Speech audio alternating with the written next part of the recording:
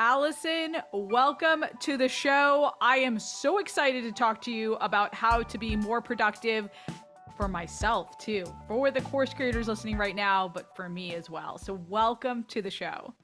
Oh, thank you so much, Gina. I'm happy to be here. And let me tell you, when we're talking productivity, I have failed at it miserably in the past. So me too. So I like to dive in, Allison, and just cut there. And I know you're a no fluff gal. This is why I love you. So why do you think, first and foremost, why do you think we struggle so much with productivity as business owners and entrepreneurs, especially us moms? Gotta say it. Yeah, I know. This is something that I think everyone struggles with, but as moms, as the givers, as the nurturers, and I think it's always something we're always going to struggle with it. It's just learning the tips and the tools and how to manage it all. But there's like two parts to this. There is a difference between productivity and a to-do list. Love that. Okay. And a lot of people just mix it. Yeah. So productivity is the hyper-focused activities that move the needle in your business. And then we have the to-do list and the everyday tasks. But the problem is, like I said, is we're mixing them in our everyday. Mm-hmm. So I think that's why by the end of the week, people look and go, gosh, I did so much, but I feel like I got nothing done. Right, right. And so we're missing the point there of determining what is the hyper-focused activities that get the momentum going, and what is just those everyday tasks that we know we need to do. And it's figuring out how to, manage that in your week, which is, I have a tool for your audience later when we talk of how to do it. But the second part of this is, I think a lot of us, we're out of alignment with our values. Okay. We're too busy staying in alignment with what other people are doing, the so-called social norm. Mm-hmm. And I'm going to tell you right now, I want you to forget about that. Forget about it altogether and get in alignment with you. So this week, Gina, I decided, because I was feeling very out of alignment, I deleted Instagram and Facebook off my phone. There you go. And I am taking a social media break, 100% social media for the next month. Yeah. Not just a little bit, an entire month. I'm not even getting on it on my desktop. It's done. And I need to get in realignment, what I'm doing in my space, what I really want to focus on. What are my hyper-focused activities that I am going to do for the next month? So that's like two reasons why I think we kind of mess it up. Okay. I love this. I know we're going to talk more about it. And I take it. So Twitter is my junk food. So I don't actively post on Twitter. I just follow tennis Twitter a lot. Tennis and I guess entertainment Twitter. And I've got to delete it from time to time and take a break. So you might be inspiring me to take my next break with that and maybe delete Instagram for a month too. I love that idea. Okay, let's talk through these 6 bad habits one by one. What's the first bad habit? Well, the first bad habit is not going to shock anybody, but they just need the reminder, and I'm here to give it to them, is too much social media time. Oh, there we go. There we go. We're rolling right into it. Because, I mean, really, like, first, how long are you really spending on Instagram and Facebook, LinkedIn, Twitter, TikTok? And here's the thing. Most people are like, I'm not on it that often, but we all have smartphones and you can go in there in your settings and you can look at how much time you are spending in each individual app. If nobody does anything from this episode, but one thing, I want you to check that in your smartphone and you will be shocked. You will be shocked. And then secondly, how many times a day are you getting on the platform? Yeah. And really ask yourself, is it necessary? Because I know a lot of us as entrepreneurs, we use social media as a tool to grow our brand and to connect with our audience. But is it really necessary to constantly pull it out of your back pocket and hurry up and jump on Instagram when you're in the checkout line at Target and you're looking and then you're going up a little bit and you're scanning and Instagram is still open on your phone? Like, what are we doing? I know we've conditioned ourselves because I see it with my 9-year-old too, right? Where every moment has to be full, right? Like you're waiting at the checkout line. I talk about this book Golden about appreciating silence, right? And I've been trying to just, okay, let's take 30 seconds to just listen, right? And Yes. just be calm. And that's really hard for me, by the way, Allison. But why are we so conditioned to do that? Why do we need like, oh, I've got a minute, right? I'm Uh-huh. waiting for my kid, pick up my kid in the school line. Let me pick up my phone. Yes. It's that immediate gratification. And Ugh. we've conditioned ourselves to have it constantly. But you're right. You need to get back to the silent, the peace. That's how you protect your peace, is to really cut down on social media. And the other thing too, the biggest thing for me with social media is there's a difference between being inspired and staying paralyzed. Yeah, Because when you're okay. on social media, especially as business owners and even your course creators, I know they're on social media checking out what everyone else has. Then what happens is you enter content overload and you stay paralyzed and Yeah. you don't move forward. So you have the power and control to limit your exposure and activity on social media. So I highly recommend the first step is just to turn off all social media notifications on your phone. Yeah, You that's don't great. need to hear the ding or anything. Turn it off completely. Yeah. Take the break. Like you talked about at the very Yes. beginning, right? That's another Yeah. option. Yeah. Okay, I love that. So that seems pretty simple as okay, I'm on board here in terms of productivity, a bad habit number 1. Okay, what's the second one? So a lot you hear all the time, sleep. Hmm. But there's a difference between just sleep, quality of sleep. Okay. Are you getting enough sleep? So there are so many studies that link quality of sleep to your productivity during the day. So you might be saying to yourself, well, I get enough sleep, but is it quality sleep?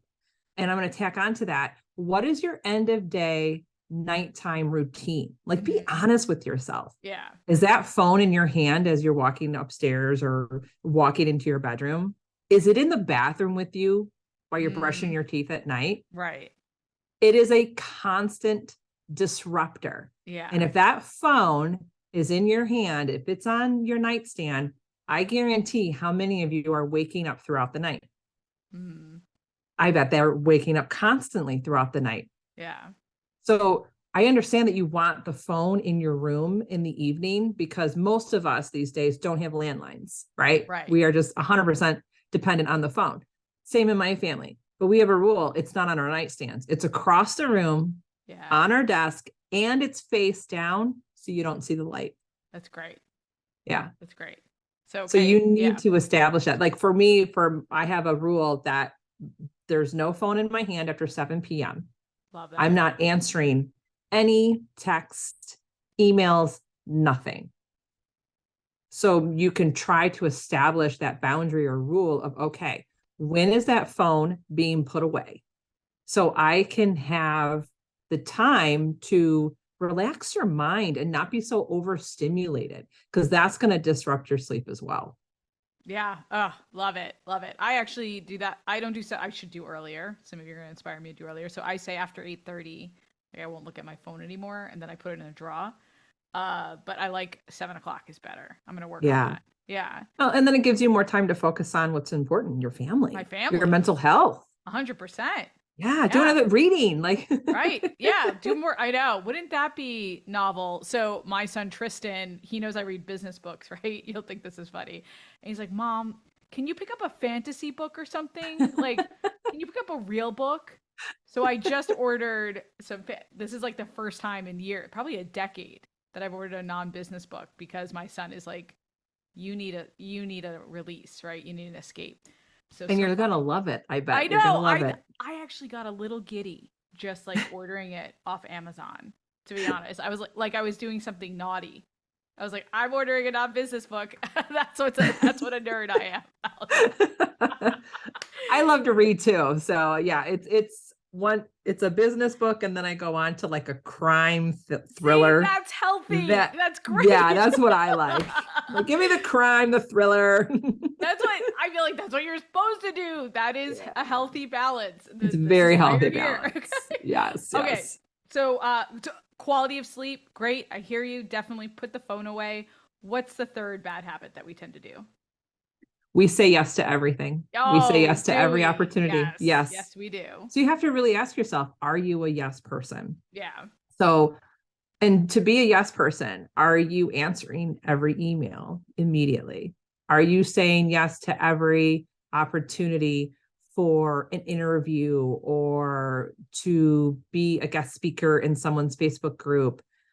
There is a place for collaborations and even taking quick questions from your audience. I was guilty of this for a really long time. I would get inundated with like social media questions in my Instagram DMs. Yeah. And I would spend a lot of time answering them and answering them and answering them. And I'm like, wait a minute. Now my productivity in my business is going down the tubes because now I am spending so much time answering questions. So I needed to figure out where I'm going to draw the fine line. Yeah. So it's, hey, schedule a coffee chat. Here's my link. Good like, for you. There's going to be a time and a place you for had this. that, right? You have that first initial step with you, and you knew you wanted to drive people to that. That's so smart. Yeah, I love that. Instead of just saying, "Oh, people just want my expertise, and I'm just going to dish it up," right? But in saying like, no, what is my business outcome behind this? What really serves the person, but then also the business outcome as well? Like, that's so smart. I think women struggle with that because we're just naturally the givers. Oh, yes. Yeah. And you feel guilty for not doing it. But and we see someone in pain and we especially us moms, right? And we want to help. But meanwhile, are we really helping if we do that? And are we helping ourselves in our own business and our self-care, right? No, not really. So, okay. So I love that, and being thoughtful about the right opportunities for you. So for those of you starting out, I know the tendency is to say yes to everything. And I do want you to think about, and I'm sure you do too, Allison, what makes sense for your business though. Yeah, exactly. I say, don't be a yes person, be a strategic collaborator. Yeah, that's great. I love There's a difference. Be a strategic collaborator. I love that. Okay. Hit me with the fourth bad habit. Fourth bad habit is having the to-do list, but is it business producing work or just staying busy? Yeah. Okay. I know a lot of us love that feeling of having the paper planner and checking the boxes. I used to be that person. Yeah. But it was a huge shift for me to realize what tasks are really business producing work. So instead of just having that massive to-do list, what I did is I had to analyze it and pick the 2 to 3 tasks that was actually going to move the needle in my business and strategically place them at the beginning of the week, because that is really when you have the most energy and you're going to be, more productive. And honestly, I really don't put them on Mondays. Like my biggest days to be productive is Tuesday, Wednesday, Thursday. Yeah, me too. I don't even schedule anything for Fridays anymore. I'm so lazy on Fridays, but I know this about myself. Yeah, I try not to schedule meetings on Fridays anymore. Like I'll record podcasts and things like that if I can help it. So, okay, so the priority stuff you do, it sounds like more in the beginning of the week or Tuesday, Wednesday. Is that right? Okay. Yes. And then are you doing something special when you create your project plan? Like I used to work for Tony Robbins, right? And so he has RPM, results, purpose. Oh my gosh, I don't know the M. Please do not write into me. Okay, I'm going to write it in the show notes. Anyway, so he talks about doing purpose, your outcome, and then being thoughtful, then prioritizing your action items. Is there a certain way that you like to organize what you need to get done for the week? Yes, and that's actually the freebie that I'll be giving everybody. I just stole the thunder. No, that's totally cool. We can totally jump into it. Okay. So this actually works into one of the bad habits. So now we talked about we're just having the to-do list, but I know a lot of entrepreneurs push for like office hours or time blocking. Yeah. I'm not a big fan of that because number one, we're moms. Yeah. And our weeks shift, right?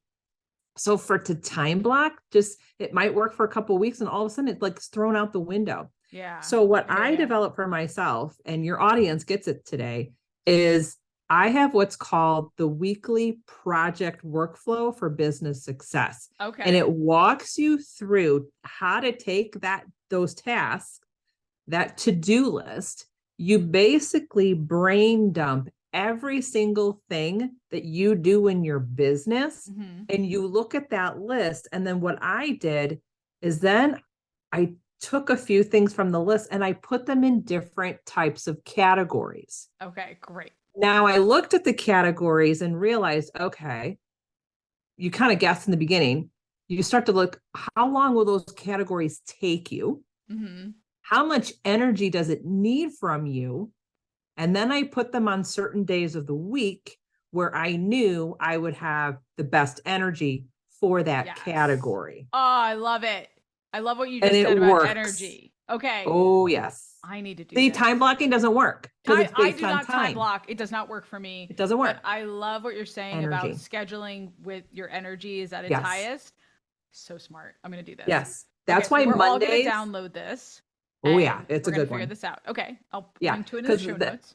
That's why Mondays is not a big work day for me because it's Mhm. like I just had a ton of fun on the weekends and I stayed Right. up late. So Monday mornings, it's like, can I have like 12 cups of coffee and just look out the window? Because I need to Yes. kind of. So Yes, Mondays is please. my CEO day. Yeah. Like that's when I just kind of look at my week and go, okay, where am I headed? Yeah. Da, da, da. I might, in the past, I was like, all right, maybe I'll do a couple social media posts on Mondays because it doesn't require a lot of energy from me. Right. It's Okay. things that I can do kind of automatic. Where Yeah. I need the most energy are my podcast interviews. I need to show up. Yes. Right. I don't do that on Mondays because you're not going to get the energy. I don't do podcast interviews on Monday either. I guess that's just by accidental design. Yes. Yeah. So Tuesdays is when I'm ready to go. Yeah. That's when I have the most energy. That's when I'm going to do my podcast interviews because that's my long form content and that's what's going to build my business. That's great. That's great. I love that. Yes.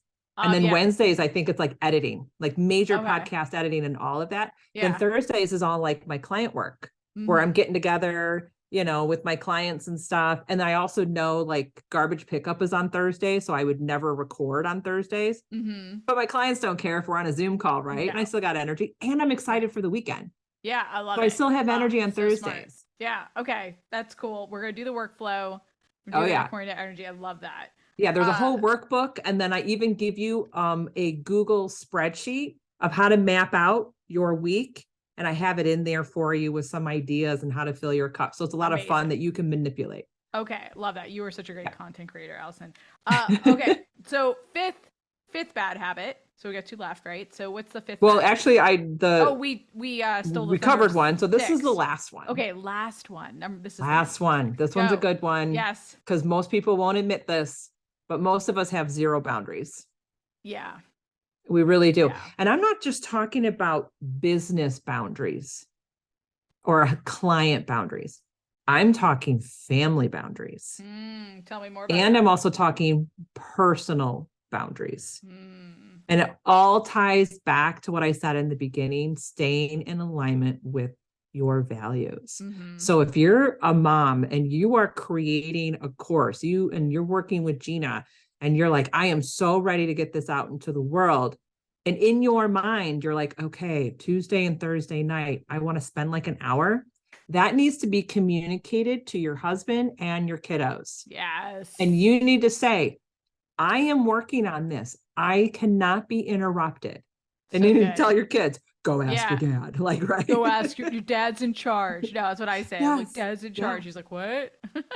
Yeah. And then personal values. What are you willing to give up? And then what are you not willing to give up? Mm-hmm.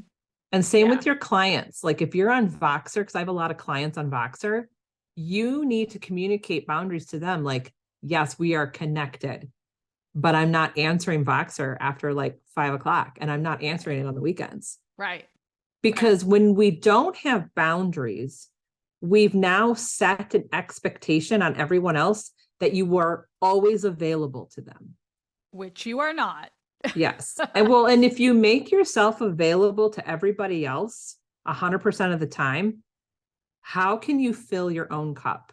You can't. And if you're not filling your own cup, how can you serve and help anyone else fill their cup? Yes. This is so good. This is so good. So my business coach says, and she's right, I stink at setting expectations. And then I get frustrated, right? So I don't say anything. And then I get frustrated because it didn't happen the way I wanted it to happen because I didn't say anything. Yes. So I need to get better, especially with my family. Because right now I'll be like, I'm recording a podcast and I slam the door. Like, that's not a great way. There's a better way to do that and to set the expectations with them and communicate like why mommy needs that time, right? Why it's so important. So I think this is a great reminder and I'm working on it. So everyone can work on this, I think, to set their boundaries. And you know what? It's progress. There's no perfection in this. Oh, yeah. So true. It's always progress. Same with the weekly project workflow. You're going to get excited. You're going to map it out. And then 3 weeks to a few months down the road, you might be like, yeah, this is a hot mess and I need to redo it. Redo it. Right. And what's so cool about it is you can use it in seasons. So I change my whole project workflow for the summer because my kids are home. Yeah. Smart. I don't want to work that much. So I really pick up my workload in the spring, especially for podcasting and recording. Yeah. So I don't have to do so much over the summer. Same. Because I want to enjoy life. Right. We want to enjoy our kids. I 100% hear you. And this is why we're entrepreneurs, right? Yes. So we have that flexibility.